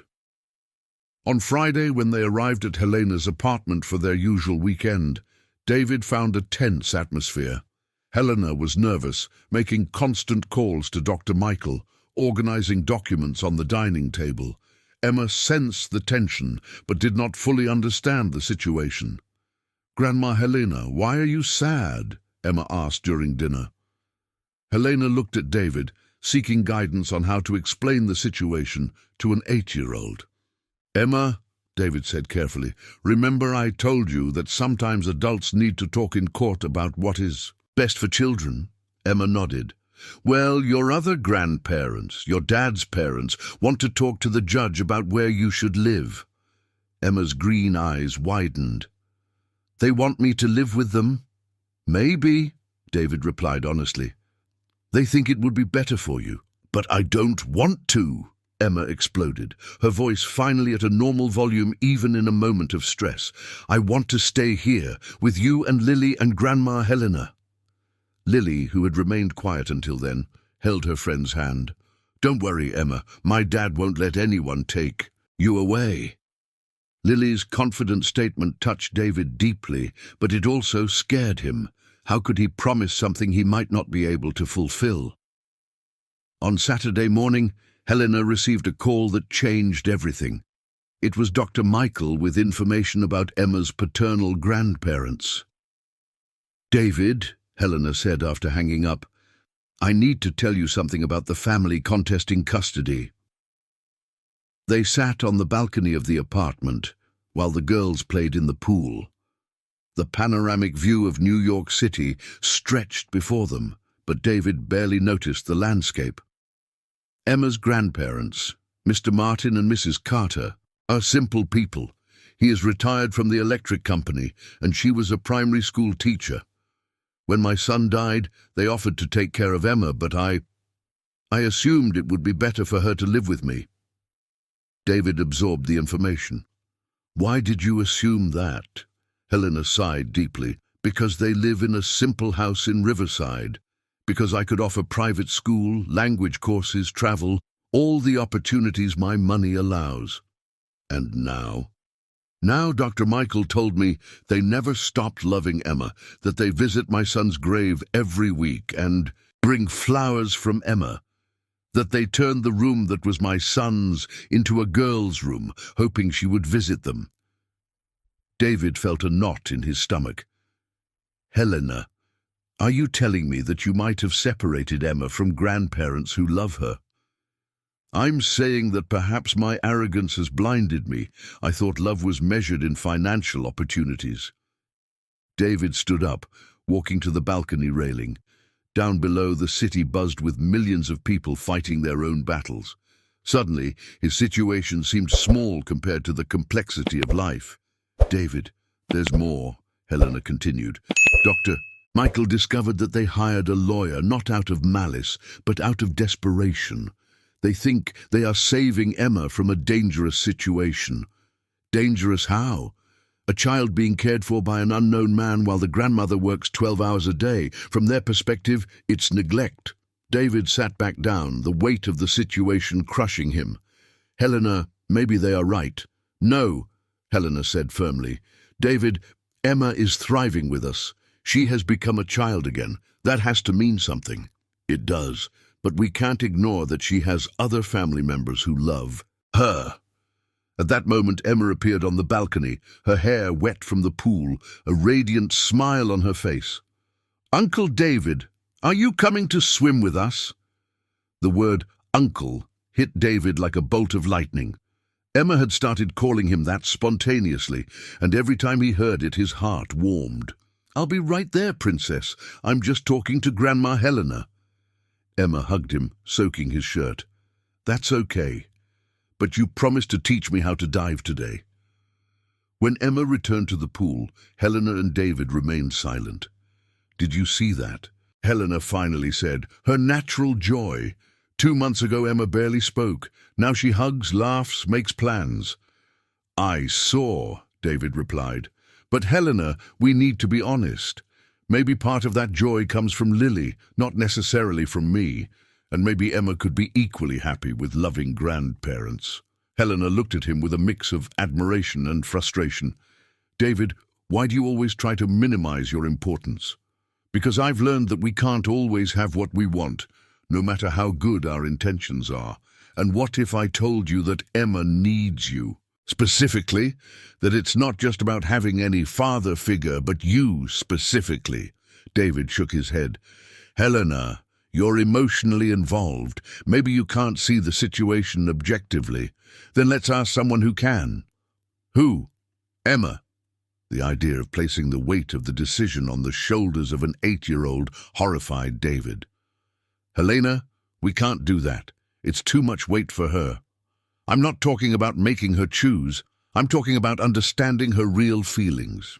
That night, after Lily fell asleep in the guest room and Emma retreated to her room, Helena and David had a conversation that would define the next steps.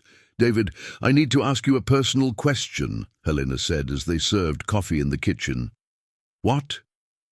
"If you had to choose between Emma's best interest and your own feelings, what would you choose?"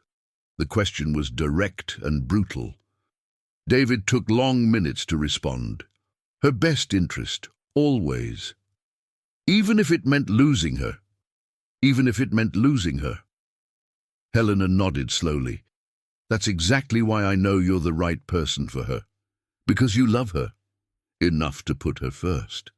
"Helen, where are you trying to go with this?" "I want to get to the point that maybe the solution isn't choosing between us and Laura's grandparents. Maybe the solution is finding a middle ground that honors everyone's love." David raised his eyebrows. "What kind of middle ground?" "I don't know yet, but I know that true love shouldn't be a zero-sum game. If we all genuinely love Laura, there should be a way for everyone to be part of her life."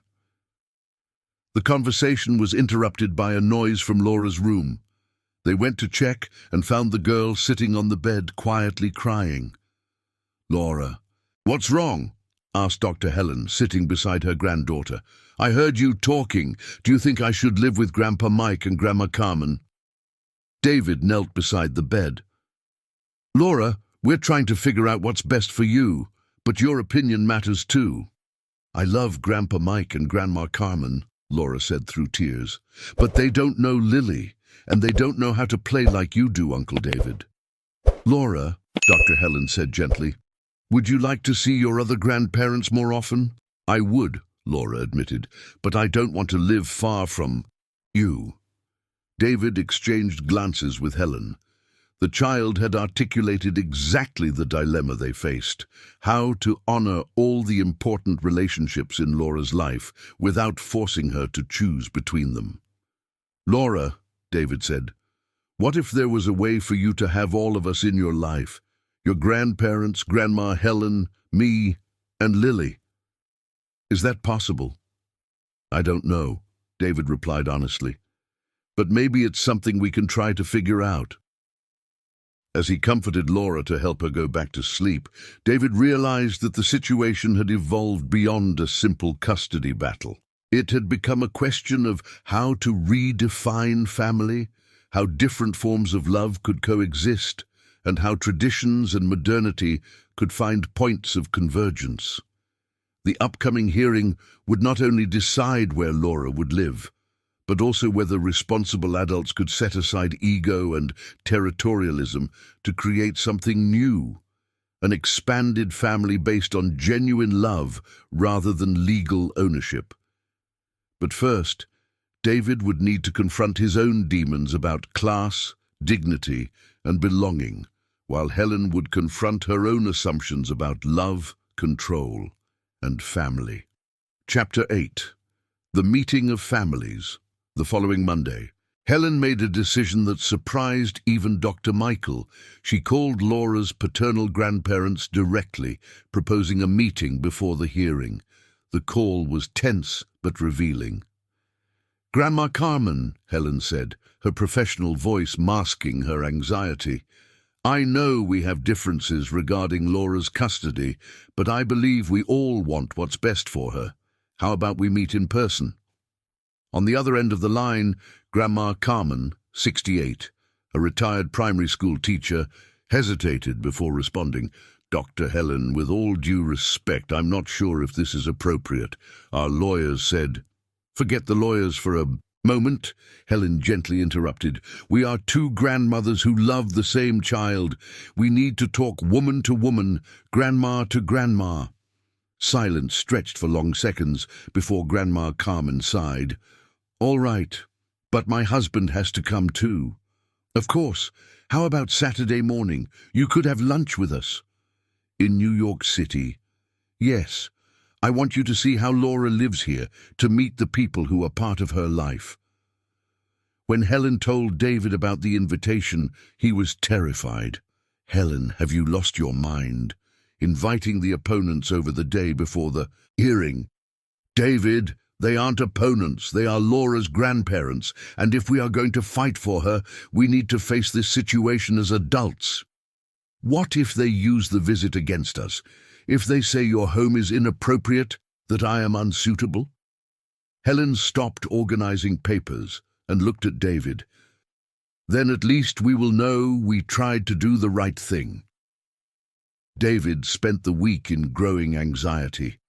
He imagined dozens of scenarios where he would look ridiculous in front of Laura's grandparents, where their class differences would be exposed, where his presence would be seen as invasive and inappropriate.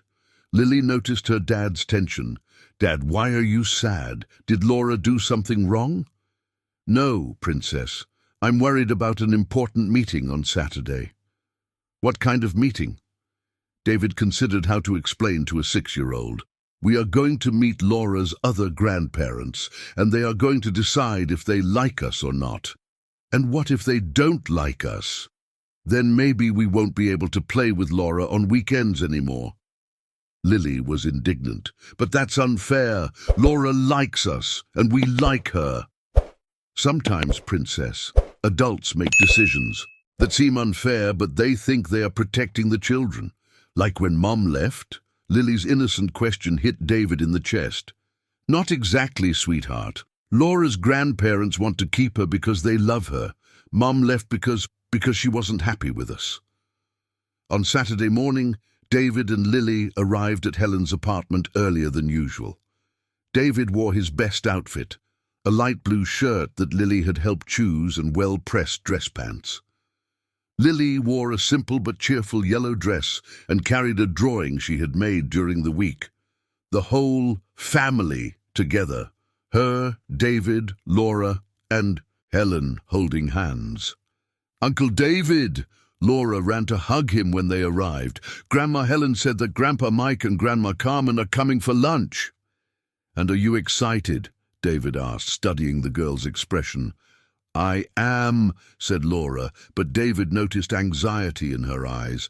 "It's just that, what if they don't like that I've changed?" "What do you mean, Laura?" "Grandpa Mike always said that a proper girl speaks softly and doesn't make a mess. But now I talk loudly and play a lot with Lily." David knelt to be at Laura's height. "Laura, you haven't changed who you are inside. You've just become the joyful child you always were. Your grandparents will be happy to see you happy." At 11 o'clock, the concierge announced the arrival of the visitors. Helen took a deep breath, checked her appearance in the mirror for the 10th time, and went to greet them in the building's lobby. Mike Johnson, 70 years old, was an average-height man with carefully styled white hair, wearing a clearly old but well-kept navy suit. Grace was by his side, a lady with grey hair tied in a bun, dressed in a light blue outfit and carrying a simple yet elegant leather handbag. "Mr. Mike, Grandma Grace," Helen greeted respectfully. "Thank you for coming." The couple observed everything with curious yet reserved eyes, the luxurious lobby, the security, the sophistication of the environment. David immediately noticed the intimidation in their expressions as they entered the elevator. "Dr. Helen," said Mr. Mike with a country accent, "what a beautiful building. It must cost a fortune to live here." "It's comfortable," Helen replied diplomatically. "Emma enjoys the view and the recreational area." When they arrived at the apartment, the introductions were formal and tense. David stood up respectfully, extending his hand. "Mr. Mike, Grandma Grace, I'm David Miller, and this is my daughter Lily." Grandma Grace studied David carefully. "So, you are the caretaker of Emma?" The word caretaker made David stiffen, but he maintained his composure. "I'm a family friend. My daughter Lily and Emma have become very close." "Grandpa Mike! Grandma Grace!" Emma came running from the kitchen, where she had been helping Helen prepare lunch. The transformation on her grandparents' faces was instantaneous. All formality disappeared when they saw Emma, joyful, smiling, speaking at a normal volume. "My granddaughter!" Grandma Grace opened her arms, and Emma threw herself into them with force. "How you've grown, and how beautiful you are." Mr. Mike, a clearly reserved man, had tears in his eyes. "Emma, my princess, did you miss Grandpa?" "So much." "Look, these are my friends, Lily and Uncle David." "Lily, come meet my other grandparents." Lily, initially shy, approached politely. "Nice to meet you. I brought a drawing for you." Grandma Grace accepted the paper with curiosity, then smiled genuinely. "How lovely, dear. Are we all together?" "Yes. Emma said you live in a house with a backyard. I drew you all in." "The backyard, playing." David observed the interaction attentively. There was genuine love between Emma and her paternal grandparents. That was undeniable, but he also noticed something else. The grandparents were surprised by Emma's ease and joy. During lunch, tensions gradually eased.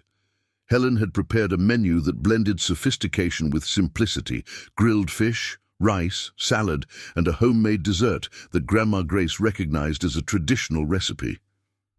"Emma," said Mr. Mike, "you are different." "Different how, Grandpa?" "More talkative, happier. I don't remember you like this since—" He didn't finish the sentence, but everyone understood, "since before the death of her parents." "It's because I have a sister now," exclaimed Emma, hugging Lily, "and Uncle David taught me that it's not dangerous to speak loudly." Grandma Grace looked questioningly at David. "Dangerous to speak loudly?" David took a deep breath. It was time to reveal what he had discovered about Emma's trauma. "Grandma Grace, Emma developed the belief that the accident of her parents was her fault because she was speaking loudly in the car when it happened. The silence at the table was deafening. Grandma Grace covered her mouth with her hand, her eyes filling with tears.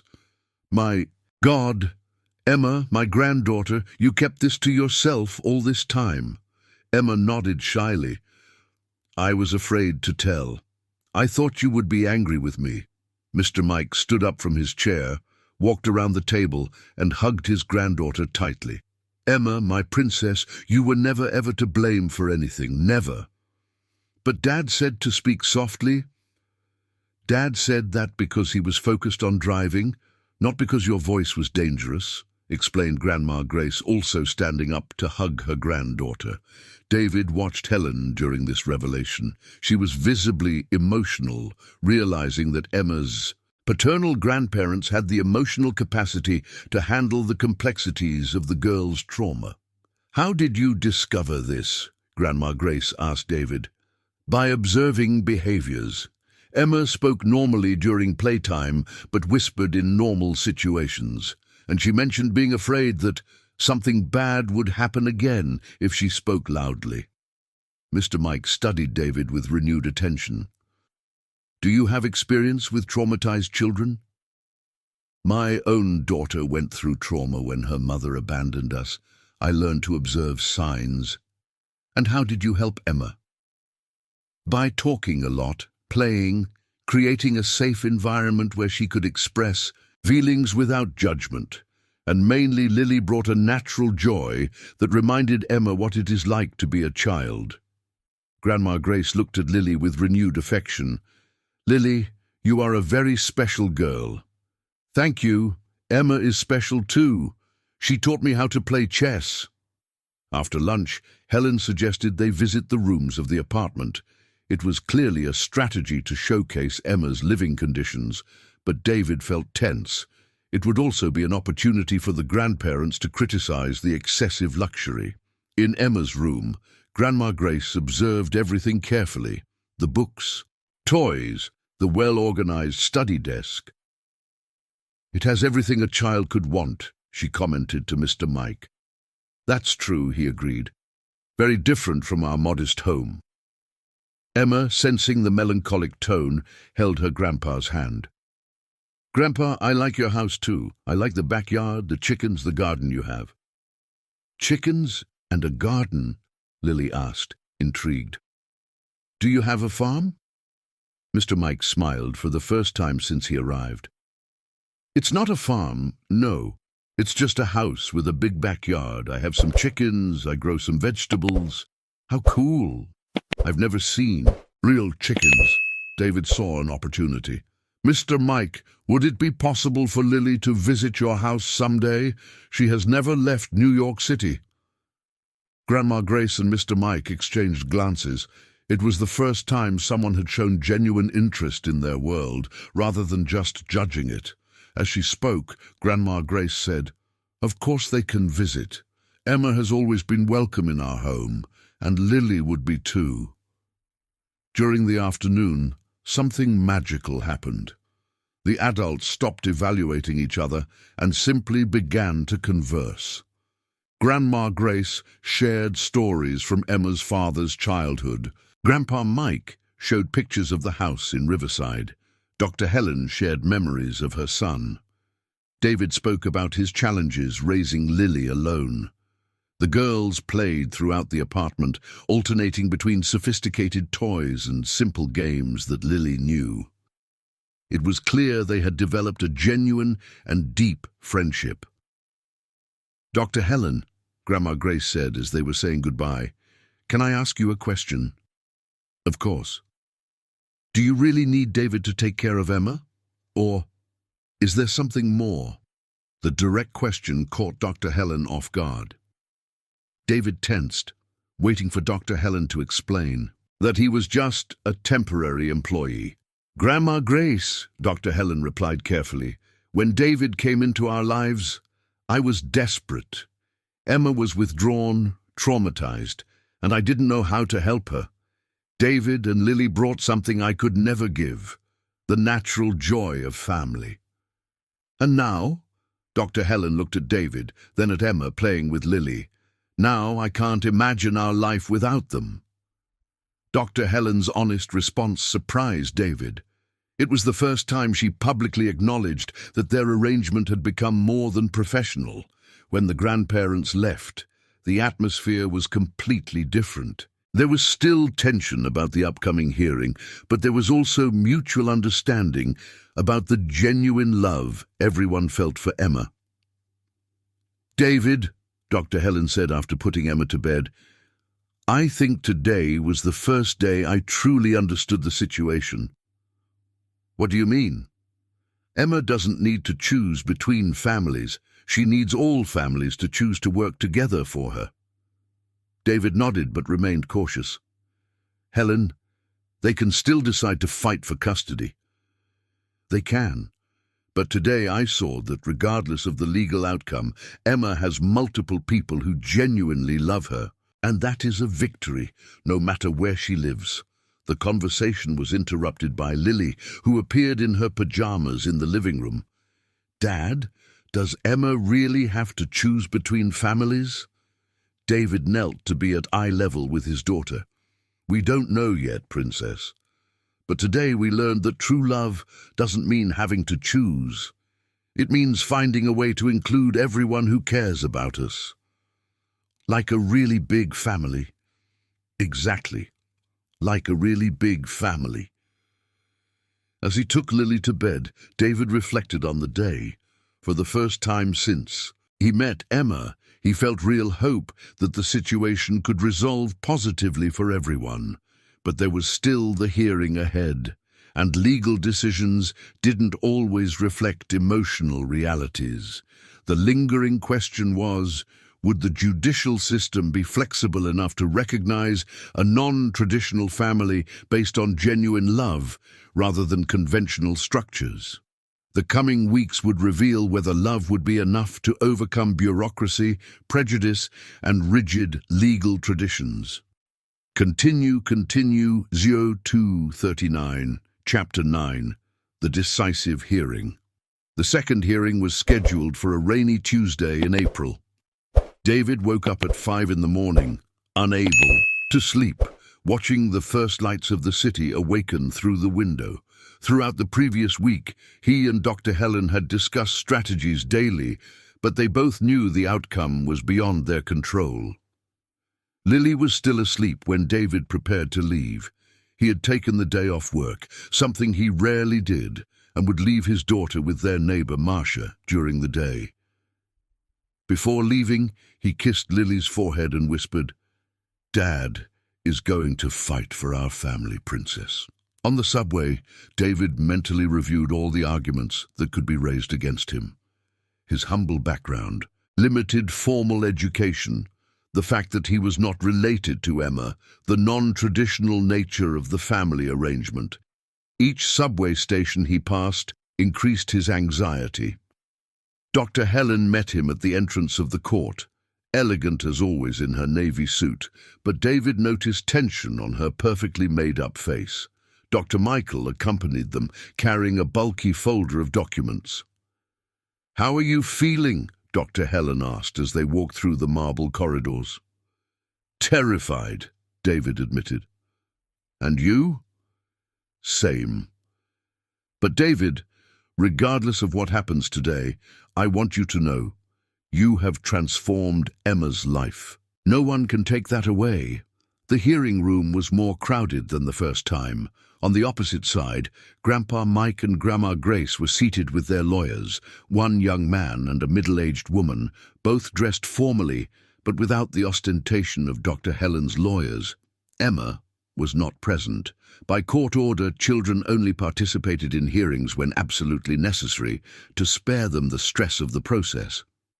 "Mr. David," Dr. Michael leaned in to whisper, "remember, be honest, but don't minimize your importance in Emma's life. You are not just an employee, you are a family member." The Judge Frank Smith, entered accompanied by social worker Carla Roberts and a new person, Dr. Anna Beatrice Ferreira, a child psychologist who had evaluated Emma in recent weeks. "This hearing," the judge began, aims to determine the best interest of young Emma Smith. We have had significant developments since our last session. The grandparents' lawyer, Dr. Ricardo Almeida, stood up first. Your Honor, I represent Mike and Grace Johnson, Emma's paternal grandparents. They contest the current custody based on three main points. First, Dr. Helen's frequent absence due to her intense career. Second, the reliance on unqualified third parties for the child's basic care. Third, Emma's distancing from her family and cultural roots.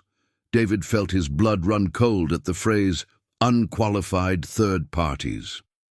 My clients, Dr. Ricardo continued, offer a stable family environment, constant supervision, and continuity of the family traditions that Emma knew before the trauma. Dr. Michael stood up to respond. Your Honor, it is indisputable that there has been significant positive transformation in the minor under the current care. Emma has overcome selective mutism, developed social skills, and demonstrates genuine joy, progress, documented by mental health professionals. I would like to call the first witness, said Dr. Michael. Grandma Grace. Grandma Grace nervously stood up, making her way to the small podium. David noticed she was wearing her best dress, dark blue with small white flowers, and her hands were slightly trembling. Grandma Grace, Dr. Michael said gently, please tell us about your relationship with Emma. Emma is our granddaughter of the heart, Grandma Grace began with a choked voice. Since she was born, she spent holidays with us. She knows every corner of our home, every chicken in the backyard, every plant in the garden that her grandpa tends. David recognized the strategy, to establish a deep and long-standing emotional connection. After the accident, how was the contact with Emma? Dr. Helen allows visits, but they are rare. Emma comes maybe once a quarter, always accompanied. She never stays overnight, never alone with us. And how do you assess Emma's current situation? Grandma Grace hesitated, glancing quickly at Helen and David. Emma is different, more talkative, more cheerful, but also more urban. She has lost that simplicity of a child from the countryside. Can you elaborate? She talks about things I don't understand. Expensive restaurants, international trips, technologies.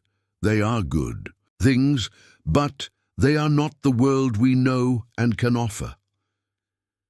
David sensed the painful honesty in her response. Grandma Grace acknowledged the benefits of life with Helen, even knowing it jeopardized her case. When it was Dr. Michael's turn to question her, he was respectful but direct. Grandma Grace, you said Emma is happier. Isn't that positive? Yes, it is. And what do you attribute that happiness to? Grandma Grace looked at David. I believe it has much to do with her friendship with Lily and the affection from Mr. David. So you acknowledge that the current arrangement benefits Emma? I do. But I believe we could offer equal or greater love with more time and exclusive dedication. David admired Grandma Grace's honesty. She was fighting for her granddaughter without demonizing the current situation. Dr. Michael then called Grandpa Mike. Mr. Mike, the lawyer said, what is your main concern regarding the current custody? Grandpa Mike, clearly uncomfortable with the formality, replied, my concern is that Emma is being raised by people who are not family. No matter how well-intentioned they are, one day this arrangement will end, and then Emma will suffer another loss. The observation hit David like a stone. It was exactly his secret fear, that one day Helen would decide she no longer needed him, or that he himself would conclude he didn't belong in that world. And do you offer stability? I offer unconditional love of a true family, a home that will always be hers, regardless of any circumstance. When Dr. Michael questioned Grandpa Mike, he focused on Emma's transformation. Mr. Mike, when you visited Emma last Saturday, did you notice differences in her behavior? I noticed she was happy, Grandpa Mike admitted, And speaking normally? Yes. It was the first time I heard her speak at a normal volume since the accident. What do you attribute that to? Grandpa Mike looked at David with a complex expression. I believe Mr. David has a way with children, and that Lily brought joy to Emma. If there were a way to maintain that joy and the family closeness, would you consider it? Dr. Michael objected before Grandpa Mike could respond. Irrelevant, Your Honor. It is not my client's responsibility to find creative solutions for problems created by others. Dr. Michael then called David. As he walked to the podium, David felt as if he were marching to his own trial. His entire life, dignity, and love for Emma would be examined publicly. Mr. David, Dr. Michael began, describe your relationship with Emma. David took a deep breath. Emma has become a daughter of the heart, not because someone paid me to love her, but because it is impossible to know Emma and not fall in love with her intelligence, kindness, and courage. How did you discover her selective mutism? By observing. Emma spoke normally during play, but whispered in social situations. I recognized the pattern because my daughter Lily developed similar behaviors after being abandoned by her mother. And how did you help Emma? By creating a safe environment where she could express feelings without fear of judgment, talking about the accident, helping her understand that she was not to blame. And mainly, Lily offered genuine friendship that reminded Emma what it is like to be a child. Dr. Michael stood up for cross-examination. Mr. David, what is your training to deal with childhood trauma? I have no formal training, David admitted. I have experience as a father. Experience that includes having your ex-wife making a report of neglect against you? David felt anger rising, but maintained his composure. My ex-wife made a false report during a contentious divorce. The investigation was closed for lack of evidence and bad faith of the reporter. Even so, you were investigated for possible child neglect? I was investigated and completely exonerated. Mr. David, don't you think a traumatized child like Emma needs true family stability, not temporary arrangements? The question was a trap, and David knew it. Any answer could be used against him. I believe Emma needs consistent love, he replied carefully. It can come from biological family, adoptive family, or chosen family. What matters is the genuineness and permanence of the love. And do you guarantee permanence? David looked at Helen, then at Emma's grandparents. I guarantee that as long as Emma needs me and allows my presence, I will be available. But I acknowledge that I have no legal rights over her. The brutal honesty of the answer created silence in the room. Dr. Michael then called Dr. Anna Beatrice, the psychologist. Dr. Anna, he said, what is your assessment of Emma's current psychological state? Emma shows clear signs of trauma recovery, the psychologist responded authoritatively. She has developed healthy emotional bonds, overcome selective mutism, and exhibits age-appropriate behaviors. What do you attribute this improvement to? To multiple factors. Financial and educational stability provided by Dr. Helen, but also the presence of a substitute father figure and friendship with a child of the same age that offers normalcy. Dr. Anna, Dr. Michael interjected, could a change to a traditional family environment maintain these progressions? Possibly if carefully managed, but abrupt changes can be harmful to children who have already suffered significant losses. And what about the permanence of the current arrangement? Are there no risks? Dr. Anna paused carefully. Every family arrangement has risks. The question is, which one offers greater emotional stability to the child? Finally, Dr. Michael called Helena. Dr. Helen, he said, how do you assess your ability to be Laura's mom? I have learned that being a mom is not about providing material resources, Helena replied firmly. It's about being emotionally present. David taught me that I cannot outsource love. Are you willing to make changes to your professional routine? I already have. I reduced my workload and delegated less urgent cases. Laura is my priority. Dr. Michael stood up to question her. Dr. Helen, don't you think hiring a man to play the role of Laura's father is artificial? I didn't hire David to play the role of a father, Helena replied firmly. David became Laura's father naturally, through genuine love. I just recognized and valued that. And what happens when this arrangement ends, when Mr. David decides he no longer wants this responsibility? Helena looked directly at David. If David decides to leave, I will respect his decision, but I will also fight to keep Laura connected with Lily, because true friendships should not be broken by adult decisions. After hours of testimonies, the judge announced, I will make my decision based on the best interest of the minor. The hearing is adjourned.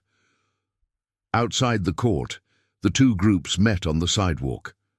The tension was palpable, but there was also a mutual respect that hadn't existed before.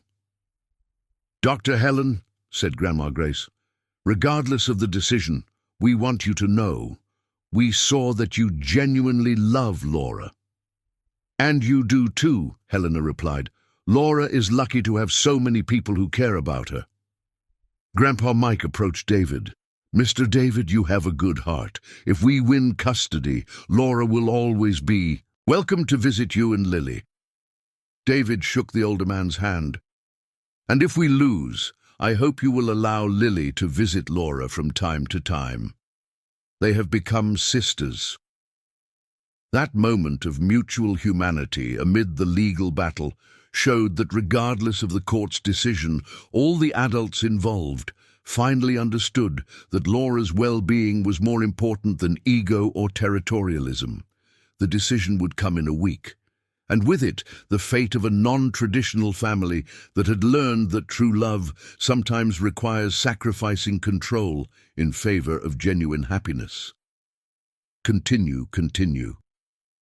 241 Chapter 10. The Decision and the New Beginning. The week of waiting was the longest of David's life. He tried to maintain a normal routine, work, caring for Lily, evening talks to calm her down, but the anxiety was constant. Helena called daily, always with the same question, any news, and always with the same answer, not yet. Lily felt the tension but showed impressive maturity for her 6 years. On Thursday, while David helped her with homework, she asked, Dad, if Laura can't play with us anymore, will we still be happy? The simple question broke something inside. David, Princess, we will be happy because we have each other, but we will miss Laura a lot. And Aunt Helen too? David realized that Lily had grown attached not only to Laura, but also to Helena. The judge had become a substitute maternal figure that Lily had never had. Yes, David admitted. On Friday, Dr. Michael called. The decision is out. Can we meet at my office at 2 in the afternoon? David took time off work and arrived at Dr. Michael's elegant office in downtown New York City. Helena was already there, pale but composed, her upright posture couldn't hide the anxiety. The decision was complex, Dr. Michael began, opening the folder with official documents. The judge recognized that everyone involved demonstrates genuine love for Laura. David and Helena waited in silence. Custody remains with Dr. Helen, Dr. Michael announced. Helena closed her eyes, relieved. David felt a wave of gratitude, but remained tense, waiting for the conditions that would surely follow. However, the lawyer continued, there are specific determinations. First, Laura must spend 1 month of holidays each year with her paternal grandparents, in addition to extended holidays. Second, the grandparents have the right to bi-weekly visits in New York City. Third, Dr. Michael paused, looking directly at David. Third, Mr. David Miller's presence in Laura's life must be formalized through a shared responsibility agreement. He will no longer be a caregiver, but an emotional guardian with specific responsibilities and legal rights. David blinked, confused. What does that mean? It means you now have legal status in Laura's life. You can make emergency medical decisions, attend school meetings, and legally, Laura cannot be separated from you without a court process. Helena looked at David with tears in her eyes. The judge created something new, a non-traditional legal, a family. But there is a condition, Dr. Michael continued. David must enroll in a child pedagogy or psychology course within 2 years to formalize the knowledge he already demonstrates naturally. David sat heavily. It was a victory, but it came with responsibilities that terrified him. Dr. Michael, how am I going to go to college? I work 10 hours a day. I have Lily to care for. Helena touched his arm. David, there are evening programs, scholarships. You don't have to do this alone. Helena, I can't accept your charity. It's not charity, she interrupted firmly. It's an investment in the education of someone who has become essential to my family. That afternoon, David returned home in shock. He told Lily about the decision, and the girl danced around the small living room of the apartment. Laura is staying, Laura is staying, sang Lily. Yes, princess, and now Dad is going to study to be a real teacher. Lily stopped dancing. You've always wanted to be a teacher, right, Dad? David bent down to hug his daughter. How do you know that? Because you teach me things. Emma, just like teachers teach, with patience and love. On Saturday, David and Lily arrived at Helen's apartment for a weekend that would be different from all others. Emma greeted them at the door, radiant. Uncle David, Grandma Helen told me, now you are my real godfather. David laughed, picking Emma up in his arms. And you are my heart's goddaughter. What does that mean? It means we are officially family now, in law and in heart. Helen had prepared a special lunch to celebrate. During the meal, she made an announcement that surprised David.